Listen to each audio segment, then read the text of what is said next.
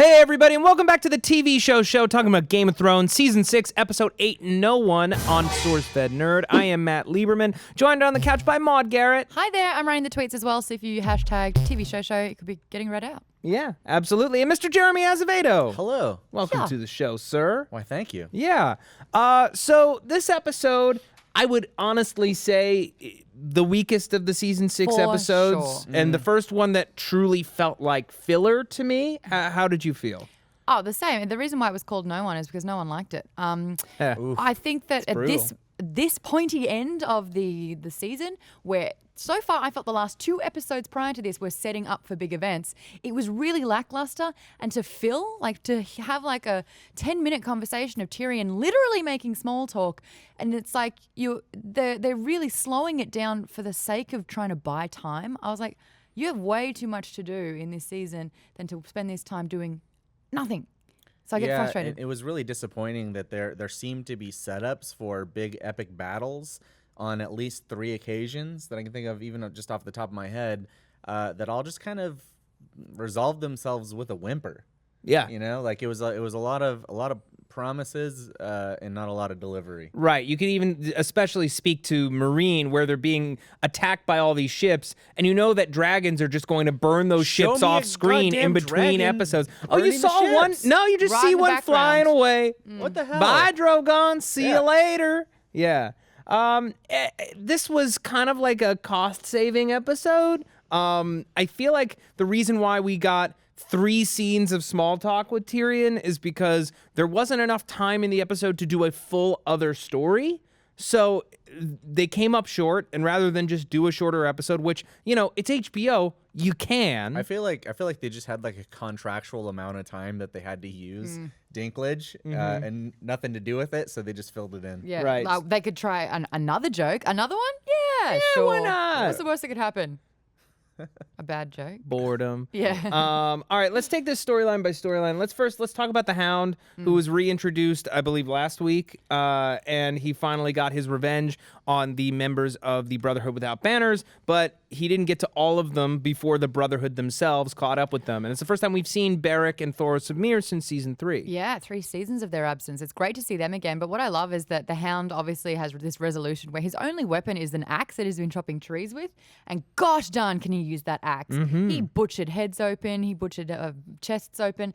And that guy who pretty much lost his bowels out the hole where his junk was.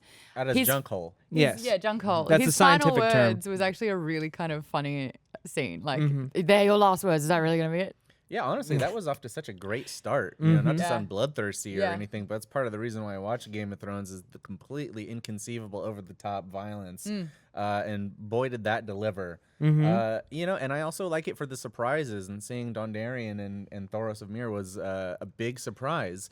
But I have to ask, you know, where is that going? It seems so strange to reintroduce those characters after all this time. Well, the language in this scene was very, very specific, which is Thoros saying that the Lord of Light has given me, basically a piece of shit priest, the ability to bring this guy back for a reason. And it's either A, Thoros is going to be needed to bring back somebody else, whether it's Jon Snow or someone else vital to the cause at some point over the next 2 years, or I personally believe Beric Dondarrion has been brought back so many times because he needs to be alive in a specific place at a specific time for a moment of sacrifice. So like a Hodor part 2. Yeah, I think it's a bit of a Hodor part 2. I don't know what the science is of people brought back from. We now have people brought back from the dead in 3 different fashions. We have the Lord of Light bringing people back, where, as Beric kind of described it, it's like your soul is kind of being stretched apart and you're spread thinner and thinner and thinner.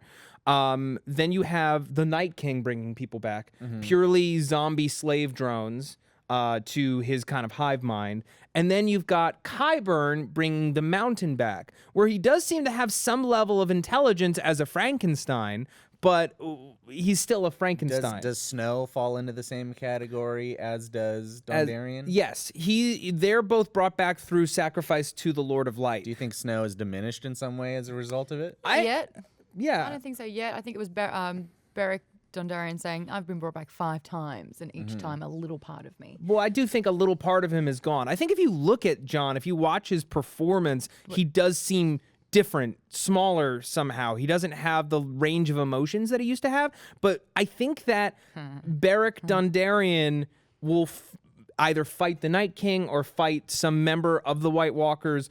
I don't know necessarily what the magic of bringing them back does other than bringing them back to life, but I have to wonder if it is a direct counterpoint to the Night King's magic. What about Benjen? Like, what's the story there? What category does he fall into? I have no idea, because he's like some amalgam of Benjen and Cold Hands, and I don't know what he's about right now. It's hard to keep track of all the ways in which people can be brought back to life. Right. You know, and part of the thing that I just keep going down to is I love the mystery of it, but I'm often dissatisfied with the actual answer. Like, part of the fun of the show is, like, I kind of wish they never answered some of the questions, quite frankly. Like, I would rather just not know. I mean, sometimes in life you just don't know things. Look how that worked out for Lost, though. People were real upset about that. No, I know, but I'm a really big fan of closure, and I think that, you know, knowing that this entire town was slaughtered, well, not even a town, but the people were slaughtered, and then instantly having their own people kind of take that behavior and pay the consequence of their lives. I liked that straight away. So I feel like that kind of storyline, all right, cool, Hound needed revenge, he sought it, he now needs a purpose, they've got one. I think it really did, it was an interesting character development piece for him, because he had spent all this time with the Septim, you know, sort of trying to quash violence. Yeah, trying to understand how you can work towards positive change, but non-violently. And then he comes across a group of people who believe in espousing positive change, but also fully believe in violence, which really kind of like aligns with his personal worldview a little better, I think. To be fair, he said, I would have killed all 7 of you so I could kill these 3 properly. But, and you know, even he got made fun that he was old. But I do think that that's the little shift. He's picking and choosing his battles now. I kind of wanted to see him fight those guys. I was fully expecting them to cut him down. Cannot kill what cannot die. No, I mean the guys that they hung. Oh, yeah. I wanted to see him butcher some more people with an axe, kind of. But instead we got a couple of tree stump getting kicked. Yeah. I did like the manner in which they negotiated it. I really liked that he was just sort of like, okay, in spirit of everything that you lost, you can kill 2 of them, but you have to do it our way. Yeah. Bloodless. Yeah. I really appreciated that. Do you think that the Hound is now joining the Brotherhood without banners, or are they heading north? What's their purpose? What else is the Hound gonna do? I don't know what else his purpose could be other than to fight the Mountain. But that's trial by combat's off the table now. That's the only way that his character really has closure, I think, because you know he's basically fighting his demons, and demon numero uno for him is his brother. You know, is he gonna run to Arya and they're gonna team up again? I don't know. I think they still have unfinished business. If Arya's heading back to Westeros, then we definitely have a shot at seeing that reunion. I think that anybody who's anybody that's not a Lannister is on their way north, and we're going to see so many of our favorite characters finally coming together. River Run is near where Hound is, so Brienne and Hound are going to run into each other again. Oh. What did you guys think about seeing the Hound's dingus? Did we see his dingus? We sure did. I didn't see his dingus. What's How the did you dingus? miss that? Where was He pulled his ding-dang-old-ding-dong right out of his pants. You got some full frontal Hound there. How did you guys miss this? I don't know. I was watching it late at night. Star, did you see some dingling? No dingus. Yeah. Oh, man. You guys got to open your eyes. Yeah. What other elements are you missing out on here? I don't know. Apparently, we are not doing a critical enough view of Game of Thrones right now. And speaking of River Run, we missed out on the pup. Oh. Yeah. The pup. Get it? Yeah. Thank you. Red Rocket. Anyway, let's talk about River Run. Let's talk about River Run. Lots going on over there. Brienne and Jaime having their first meeting since season 4 when she left to go find Arya and Sansa. So many emotions there. And I feel like a lot of the questions, Maude, that you, me, and Joel had last week about Jaime's feelings towards Cersei. And it's like, why is he doing all of this stuff for Cersei when it's clear that, you know, he and Brienne had this connection and, like, she's so terrible, blah, blah, blah. I feel like we finally have a very clear understanding of the love for Cersei is so deep that he'll move heaven and earth to help her or be with her because he loves her that much, but there is still very clear emotion for Brienne. I don't think it's like a love emotion, but there is absolute respect between the two, which is strange, right? Because she's so about honor, and she tapped into his for the first time in a long time, and I think that's what they're connecting over, and that's what she's trying to bring out of him. And he really respects that, being the Knights of the King's Guard or was.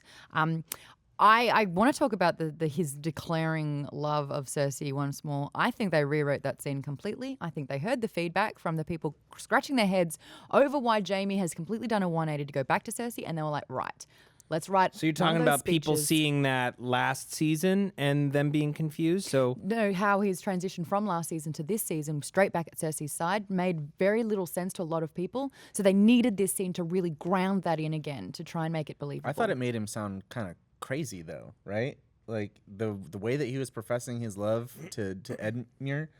For Cersei, trying to connect the sister bond, because Catelyn was Edmure's sister. But it's like how it doesn't make any sense to me, the idea that they would have how could they have responded to criticism of this season and shoot that scene now and plug it back in? It doesn't, production-wise, that doesn't make any sense. It also runs counter to all of his character development. On the one hand, you're holding him up and saying, here's this chivalrous knight that respects honor and duty and has this connection with somebody like Brienne, and then he's also, madly in love with Cersei, who has been shown to be an awful person and directly responsible for the death of almost all of his children in some way, shape, or form.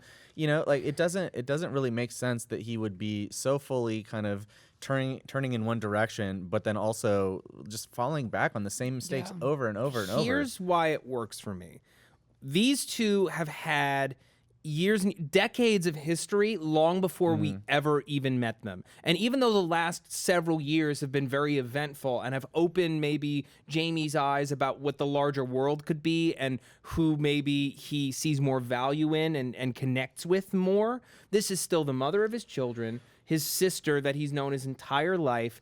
Regardless of her mistakes the past few years, he's still going to stand by her because, right or wrong, he still loves her. He still does, and that love isn't going to go away. That makes sense. I just don't think the show did a good enough job to kind of transition it back again. Sure, it does feel sudden. The scene worked for me, but I understand why it wouldn't work for a lot of people. I guess I just haven't seen like a reason why in a long time. Like between the two of them, right? The depth of chemistry or like some gesture on her part, like anything to kind of connect the two of them. Any sort of vulnerability, like when their daughter died, there should have been this, over surging emotion where it was like, I'm sorry, I've let you down. It was my fault. No, it's my fault. And that kind of bonds them together again. But it was still a little icy and cold and disconnected. It was more of the same, like, I'm going to get revenge shit that she's always doing. Which he didn't like at one stage, which he was like, not about. He's like, you're too power hungry. I have to wonder if he's waiting to see if the true Cersei comes back. Because the Cersei that he came home to after his long journey, after being captured and fighting his whole way back to her, is not the Cersei that he remembered. And she's only gotten worse since then. And I have to wonder if he's doing all of this in hopes that once they win the war and everything is fine, she can be his woman again. Well, he's going to be disappointed because she's probably going to be dead by the time he gets back there. Probably. Yeah. Yeah. I don't see how she gets away. Yeah. Honestly, she keeps making bad decisions that put her in even worse situations. Like this whole few last seasons, really. So who's in the right here? Edmure, he marches back into Riverrun. The Blackfish says, don't do it. Do not let this dude in. He's obviously going to surrender. And everybody says, well, he's our lord, my lord. We have to do it. Who's in the right here? Personally, I know that it's wrong for Edmure to give up his family home. And I don't think it's just about his son being launched in a catapult. I think he sees an opportunity to save lives. I don't think it's necessarily about being a weakling or a coward. It's just accepting that everyone in that castle would have died if the siege were to continue. Yeah, Jaime's relentless. I will find every member of your family, if that's what it takes to go home to my sister. I've got a tweet here from Chris Darrigo at WTF_Chris D, who said 1 fish, 2 fish, black fish, dead fish. What was the point of even having the character in the show? We got 2 good episodes out of him. Yeah, I like him. I thought he was a great character. Mm-hmm. I mean, he needed somebody to hold the wall against, Jamie to and cut the through phrase. the BS. But yeah, I don't know. The Edmure thing I thought was a little weird. I get what you're saying about him really buying Jamie and his threats to relentlessly attack and to hunt down every member of his family and so on and so forth. But he's talking about a wife and a child that he's never really met. We've seen the woman once and then was immediately thrown into prison. But it's a son, I'm pretty sure. River Run could have held against the siege for long enough for something to happen to take the Lannisters out of power. I mean, he has to know that on some level, right? It didn't make any sense, and it was such a disappointment that after a couple episodes of buildup, that the whole thing ended with such a whimper that we didn't even get to see the Blackfish die. Yeah. Well, that's the thing. Is like I was so prepared for Edmure to double cross Jamie, to be like, let them into the gates, and then once the Lannister army half of it is inside the castle, you have the archers on the walls start firing relentlessly on the people at the end of the column. You have people firing arrows into the courtyard, killing the Lannisters that are coming in there. Bottleneck them and wipe them out. Yeah, if the Tullys are so into their obligation to their lord, what happened to their obligation to the Starks? They're gonna let a turncoat like this just come hand them all over so that they can be imprisoned? That doesn't sit well with me. Do you think a big part of it is that Edmure was prisoner for so long that he just wanted it to be over? I think there's definitely a part of that. The idea that he'll finally get to be with his wife and son. With his next in line, his heir. His heir, and not be in prison anymore. Definitely attractive to him. If we remember who he was, back before Catelyn was even murdered, back in season 3, the dude was always weak. Yeah. He was always a weakling. If you remember, the debacle of him shooting the arrow into his dead father's boat, and he couldn't even get it that far. There's a reason why no one respected him. And then he finally shot an arrow into his new wife, and she got a baby. So he did something right. There you go. Yeah. He's got good swimmers, even if he's not a great archer. V at Nickaboy said, "Wish we would have seen the Blackfish fight. Wish he would have left with Brienne. Such a great character we saw too little of." Well, that's another example of a scene of action or movement or something that happened off screen this episode to save money. Yeah, it didn't make sense. Also, just as a character, that he would die pointlessly and needlessly. He's a guy that believes in the greater good, and I feel like as a general, he would have been so much more useful to the Starks. The captain goes down with his ship is all I can think about that.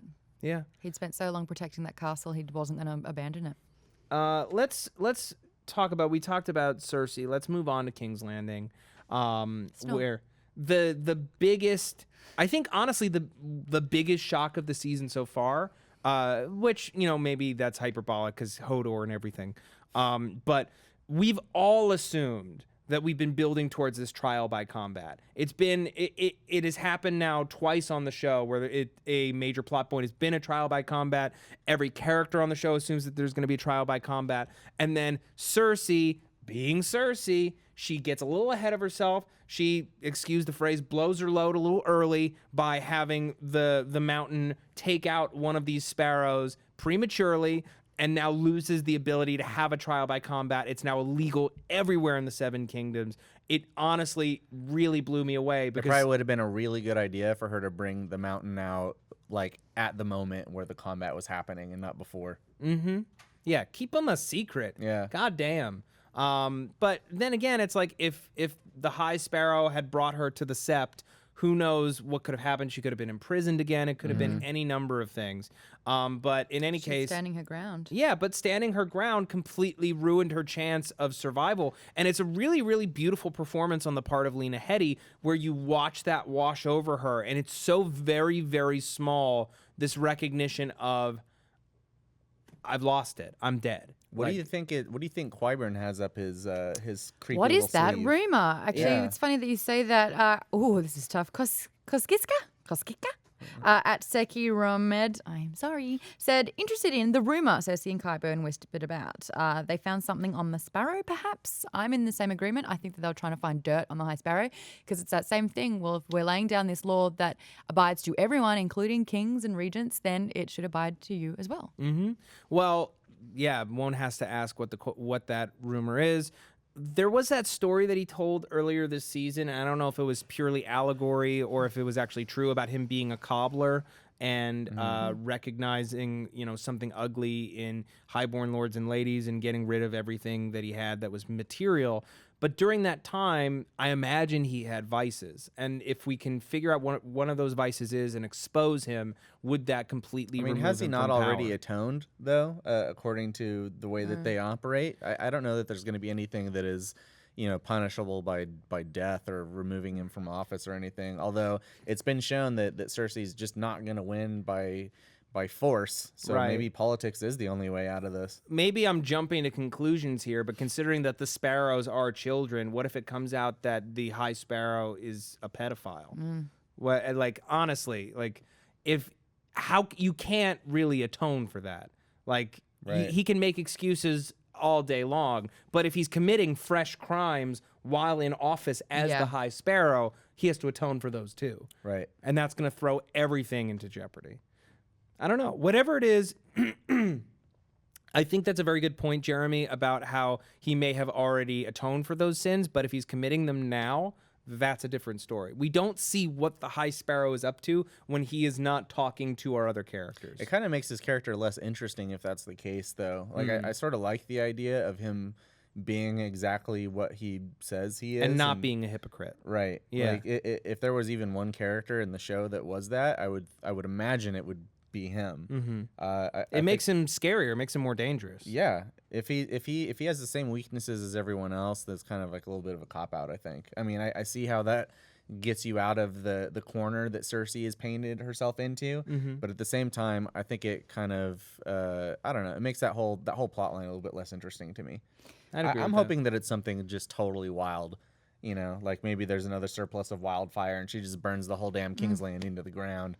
Or maybe there's another dragon egg or, anything else. Anything more interesting than that. Or even than a Catholic priest scandal. Or even Gendry still being alive and being in King's Landing and her finally admitting that he has King's blood and Tommen doesn't. Yeah, that would be nuts. That's the thing. Crazy. If she, in her trial, comes out and says, "You're right, I committed incest, and Tommen is not the real king. Here's the real king, and he's going to get rid of the entire faith militant." Be like, yeah, right? Blow up her whole family in the process just to take this dude out. And Gendry would be like the size of the mountain by now with all that rowing. Yeah, seriously. Becca Bainan, @you_Becca, says Cersei's favorite phrase is "I will burn this city." She's just going to do that with all the wildfire under King's Landing. So we were talking about that. I don't know that there's any left. Yeah. I'm pretty sure Tyrion used it all, but he used it all on that ship in the Battle of the Blackwater. It seems odd to me that there would be any left. But I mean, Qyburn's been very busy. That's true. Who knows? But pyromancy isn't his specialty. No. His specialty is making Frankenstein. Necromancy. Yeah, necromancy. Undead animation. You can only practice one mancy really fully at once. That's true. Turns out. Yeah. Unless you're a Nancy. Oh, yeah. And then none. Let's talk about Meereen. Let's not. There was way too much talk in that already that they've talked for us, I think. Talk about two of the people that I'd least like to see talk at all. What? Grey Worm and Missandei? Yeah. Missandei's actually really sweet. I like the fact that she got a little tipsy on wine and that she tried to tell a joke and have a sense of humor or have any sort of personality, which is really sweet. Obviously, Grey Worm's eye fucking the shit out of the back of her head, which is not a new thing. But I think this was the fact that Tyrion he screwed up. He messed up. He tried to make this alliance. He tried to form some solid negotiations. It backfired, and now the ships are coming. Yeah, but then it's like with their the ships are trebuchets. coming. And then Ooh, Daenerys comes trebuchet. back at the nick of time, and no problem, it's all solved. I'm surprised they even attacked. I don't really understand why they would. Oh, really? Nothing really makes sense in this episode? That's because the writers have no idea what they're doing. I don't know if it goes that far. The direction has been so solid until now. Yeah. The direction's a little all over the place. Just think about it politically. Like they've made this huge concession to let them continue the slave trade for what is it, 7 years? Yep. Yeah. And then they just like They got turn what right they around wanted. and attack. They took it as doesn't really weakness. Makes sense. Well, it's the same. It's what Grey Worm and Missandei were preaching to him originally when he made that deal. Is you don't understand what the peoples of Essos are like. To do that speaks of weakness, and they will attack us, and they did. Right. It just would have made more sense. I'm just saying, if they would have waited the 7 years and then attacked, they would have had time to like build up, and people would have thought they were safe, and then when the Or moment even comes, boom. 2 or 3 years. Yeah. Hey, That would but- have been when they least But expected that's it. the But thing right is away, like now is when their mother of dragons, their queen is gone. Now Right. is when the city's at its weakest. We're gonna turn around. We're gonna take it now. what happened to them other 2 dragons after all? Do we know? They're still underground. Like they're no longer in chains, but they're still underground. Are they though? Yes, I he thought left them Tyrion- underground. He unlocked their chains. But that door and was then not big ran enough to away. fit them out again. Obviously, there's a back passage. What? Honestly, that little door, they're not going to fit out that one door. It's not a cave with only one entrance and exit. I mean, weren't they smaller when they went in? Exactly. There's no way that they're going to grow and they're like, oh, soz, you're stuck. There's a back way. Well, you can just take Back way. like start dismantling this thing. But the fact is, they are still there. Like They we're not exist. disputing that they're still in that cave underground, right? We're I not don't know. disputing that. I was asking. Oh, okay. Yeah, I no, don't actually know. They are very much still there. I'm disputing. Okay, fair enough. Yeah, I do think that we didn't need to double and triple down on small talk this episode, especially when there were so many opportunities for active moments like the Blackfish's last stand and stuff like that. Providing a little bit more tension with this whole your city is under attack. Sure. Like have dire consequences before Danny just rocks up like Sure. a have, perfect have timing. them attack early in the episode. Have them attack, as like right after Varys leaves or as he's trying to leave or How did something like Varys that. even leave if there were all those warships coming? Don't you think? Isn't there a port? There's like one way out. Like Yeah. nobody like saw his ship going out as I they were don't coming know. in. It could be multiple days between. It's not the point, clearest storyline that's ever been on this show. In fact, I would argue that the Daenerys storyline is the most confusing and poorly written storyline in Game of Thrones. We're going to see that dragon blow some fire though on that water. Yeah. Do you guys even think she's the good guy anymore? I sort of don't. No, Dany is a conqueror. And since when has a conqueror ever been the good guy? I mean, I don't really buy into her rightfulness of the throne or like understand why she even cares at this point. It just seems like it's all driven by pride. Well, 100%. she's still anti-slavery, and you got to be on the side of anyone who's anti-slavery. There's no slavery in Westeros. No, So like, why doesn't she just mop things up where she's at and just stay there? because it sucks there. Yeah, she's well, not it does winning. suck there. Yeah. Yeah. Yeah. It sucks everywhere in this world, man. Yeah, where Yeah. would you want to be? I don't know. High Garden, having some lemon cakes. Thank you. Yeah, probably. Yeah, probably. So yeah, Daenerys shows up at the last second. Isn't that great? Oh, And did we it's- see that coming? Yes. Yes, we did. Because otherwise there wouldn't be a story to be done there because the whole city would be destroyed. So, I mean, the Dothraki aren't going to be of much use against that naval attack, though. no, but dragons. Yeah. Yeah. Maybe they can fit little pontoons onto their horses. Can there you horses go. swim? No, they very much can't. Not over an ocean. Yeah. No, can't do that. What if they had floaties on? Still no. Not smart they would exhaust themselves. Yeah. All right. Let's talk about the storyline that the episode was named after. Let's talk about Arya's story. Oh, actually, we can finally confirm when I've been saying Arya for ages and everyone's like, it's Arya. And I was like, pretty sure it's Arya. It's Arya. My Arya. name is Arya Stark. I'm like, ha ha ha. I was right. I think that's And just that's her all. accent. No, but- well, then it's mine. Her as name well. is Arya Stark. Arya. Arya. Arya. Yeah. Arya. Anyway, this was people a little disappointed in this scene as well, actually, just saying that the lights were out during the fight that we wanted to see. Again, yeah, just another goddamn fight that we didn't get to watch. You could even just let us stay in that blackness for just a little bit longer and just let us hear some like snick, snick, snick Yeah. sweetness Yeah. A little bit of suspense. of the butchery. I don't know. Yeah, I don't know. I kind of was like, they're not going to kill Arya, but the episode's called No One, so I'm I like, fully expected her to get killed by Jock and Hagar or the waif. the waif, and then have the waif turn out to be Arya and her actually become No Right. One. But to have her like end up actually being Aya, whatever. I don't know. I had a theory earlier in another episode that Jacqueline is like in on this whole conspiracy to sort of fight back against the White Walkers and also all of these usurpers. So I feel like he's been grooming Arya to be an actual like viable combatant here, and I think that was accomplished in this case. But I don't really understand. I don't really understand it. I don't really understand how it fits in with the Faceless Men and their views. Right. It's kind of a do nothing plot line. I think it's one of those examples of fan theories about the storyline being more compelling than the story itself. Should we get Will's take on this? Because I know that Will at the moment has been following Game of Thrones incredibly closely and has been trying to predict some main things that have been happening. Sure. Especially with the sword of Dathomir. What do you think that was all about with Darth Arya Stark Maul. and the Faceless Men? Darth. Okay. See, first off, a lot of people are unaware that the Faceless Men are actually an allegory. Yeah, George R.R. Martin originally wrote them in to represent a thing that he was going through in his life, which was feeling faceless himself. He didn't know how he felt as a writer, he didn't know how he felt in his marriage, and he didn't know how he felt as a person at the time. So Arya representing him throughout the entire storyline, facing the Faceless Men, was a part of him. Now, you may have noticed that Tyrion hasn't been a part of this season. That's actually because of contractual issues. In the original books, he was heavily involved in this part, fighting the Faceless Men, fighting the Orange Walkers, taking the Sword of Darthro for himself. But what's going on right now is money between the ABC network and Game of Thrones. Oh, That totally makes sense. That I makes hadn't a lot of considered sense. that, but insight. Yeah, I mean, ABC sent out a letter this week that said that they have issues with Tyrion because his contract is $1 million an episode, when we know that the budget is $8 million an episode each. Yeah. How do you feel about the Hound returning? Well, the Hound of Baskerville is also another allegory written in by George R.R. Martin to represent, it's something that he was going through. He actually had a dog that died, which is the reason that everybody died in the show during this season. was he killed by White Walkers? The White Walkers actually will not be killing anyone for the rest of the season because, they've been, they're not like the Black Walkers, which do most of the murdering and stealing. And the Orange Walkers. The Orange Walkers, they just hop over borders. So Oh, that's kind of how it is, Is that right why they now. built the wall? Yeah, that's Okay. exactly why they the built the wall. Orange Walker's going to That's take just down. how I feel Thank right you, now. William Haynes, with some incredible insight into Game of Thrones. Everything's changed.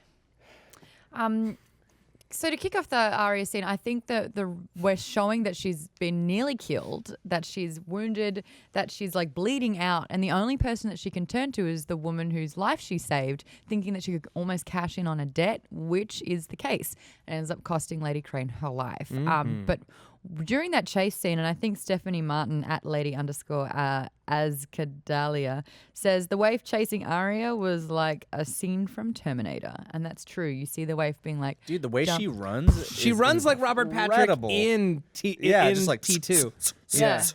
And Yeah. you got this like over, So and then when she menacing. tripped, and oh my cabbages, and the oranges going everywhere, and you realize that the stitches have burst open, Yeah. and the chances are looking slimmer and slimmer. But then I think it was last episode where she snuffs out the candle. She actually takes and directs the waif into her hidey hole, into the space where she's comfortable, where she'd been planning to take the waif on, using the only thing that the waif doesn't have, and that is good blind sensory, because she was training blind. And so whoosh, slices that candle open. But Andre Tebea, I can't believe I'm not getting his Andre name. Turbia. Turbia. Sorry, buddy. I hope I'm right. Says Our beloved animator. Yeah. our animator of SourceFedNERD says amazing episode, but I was like, that's not how candles work. Mm-hmm. Can you slice a It's candle? like if the flame, hit the ground, it was probably extinguished in that moment. I thought it was a cool trick. It was a very I just cool couldn't trick. stop thinking about that actress, man, because The waif? no, the Lady Crane. Lady Crane. Ah, right. Yeah, it's she basically was like, yeah, you think I'm a really nice person, but actually I stab people like all the time. Like I frequently stab people. I stab people so often that I had to learn how to stitch people up. And I'm not saying that all of them survived necessarily. I'm just saying I love to stab. And Stabbing's my favorite. she's like, Which what about another reason why maybe she was supposed to die. Yeah, right? Maybe she's Jesus. not a good person. I don't know And if it was even about jealousy at this point. I was like, what about the girl who tried to kill you? Wanted you dead? cut her face off. She 'Cause I love can't act stabbing. anymore. Yeah. Oy. Yeah, giving Arya the super fun idea to cut off the waif's face and hang it in the Hall of Faces. That was morbid, huh? Yeah. Well, And hold on, did she have her eyes gouged out?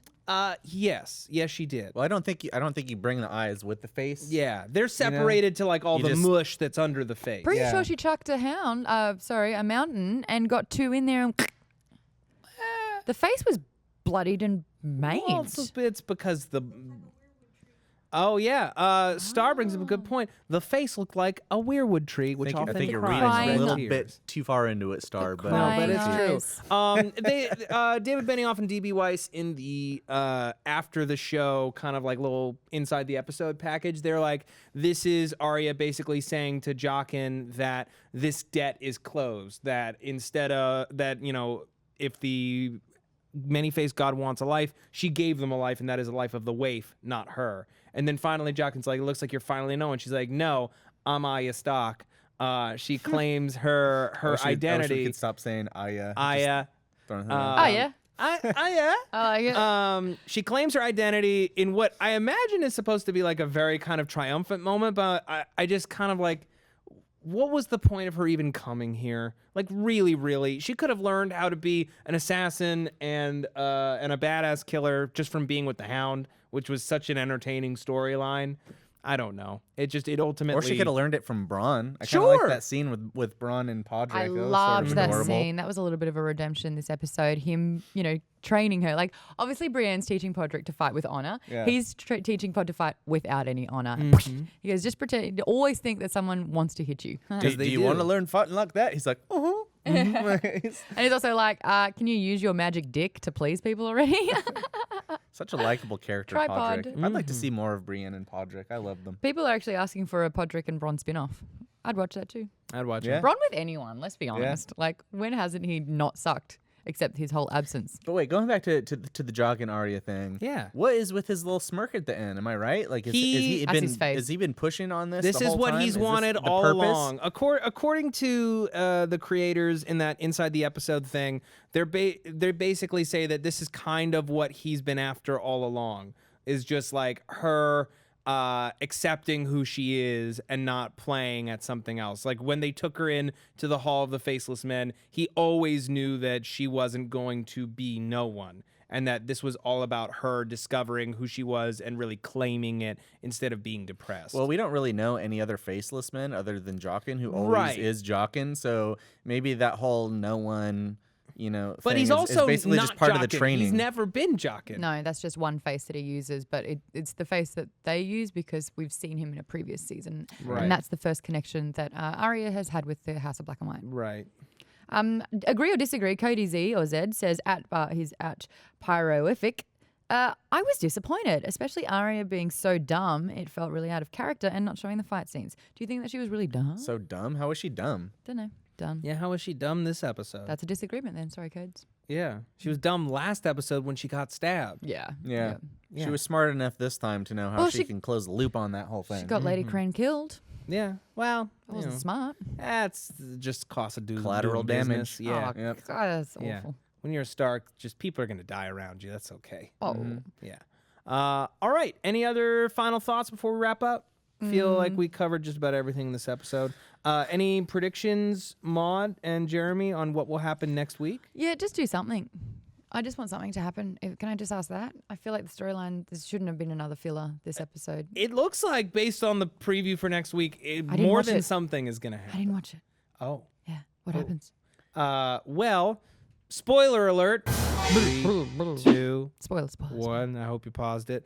Looks like next week is taking place. It's just the Battle of the Bastards, as Thank people have been God. calling it. Oh, and it's good. just like it's one of our we're That's a just great locked name, by the into a way. battle episode. So we're not visiting anybody else. It's just Jon and Sansa and Ramsay, and we're just getting in there. Good. I'll tell you what I would like to see. In the last couple of episodes, we've been giving a little bit more insight into the White Walkers and sort of their origins and how they operate and all this. but I still feel really in the dark about the Lord of Light. And with the introduction of Dondarrion and Thoros of Myr, I think this is a really great opportunity, and also seeing more red priestesses and Marine and everywhere, I think we're finally getting a good opportunity to get a little bit more insight into who or what the Lord of Light is and how that magic works and what the meaning of it is. Because to continue to have that be a mystery is starting to get a little frustrating. We need hope. And at the moment, the Seven, can the Seven just be done? Like the marriage of the Crown and the Faith. Ugh. I'd rather know more about Lord of Light as well, for sure. Sure. Yeah, they're going to have a lot to wrap up in the final episode, especially since next week is just going to be taking place entirely in the North. But it looks epic, and I cannot wait to watch it. Maude, anything you want to plug before we wrap up? We're doing a lot of E3 coverage this week. Yeah, and also SourceFedNERD is close to 1 million subscribers. Oh, yeah, we are. Nearly 1 million. We're going to be doing some cool things leading up to that, including a live stream that'll get us over the line. A live, I think, maybe 24-hour broadcast with friends. Yeah. Oh, wow. Friends coming in. Wow, my eyes are like tired thinking about it. But we're doing it for you so we can get a mil. Yeah. All right. Jeremy? We've got a new cartoon coming up on Nuclear Family in about a week or so. Nice. Just finishing up the sound effects and music on it. I'm very excited. Funny. We watched it this morning. It's real funny, and it's going to be great. Lots of cool things coming up on SourceFed and SourceFedNERD, Nuclear Family. People be like, so if you're not subscribed to all the channels in the SourceFed universe, why don't you go ahead and do that? Because you're missing out on a lot of great videos. You can find me on Twitter at Matt Lieberman. And in case you don't know anything about Screen Junkies or Screen Junkies Plus, I just won the TV Fights Championship over I don't know there. why you're not wearing the belt. I should be wearing the belt at all times. It's somewhere in this room. We're all looking around as if it were like right nearby. I could run and grab it. But yeah, I'm the TV Fights champion. So this is the home of the greatest TV knowledge on all of the internet, apparently. So you should be watching everything that we're talking about. Yeah. Thank you so much for watching. We'll see you next week. Bye-bye. Bye. Not a talking full of terrors. Welcome to my brothel. What's that about? I'd like to know what a brothel is. Is it like a brothel?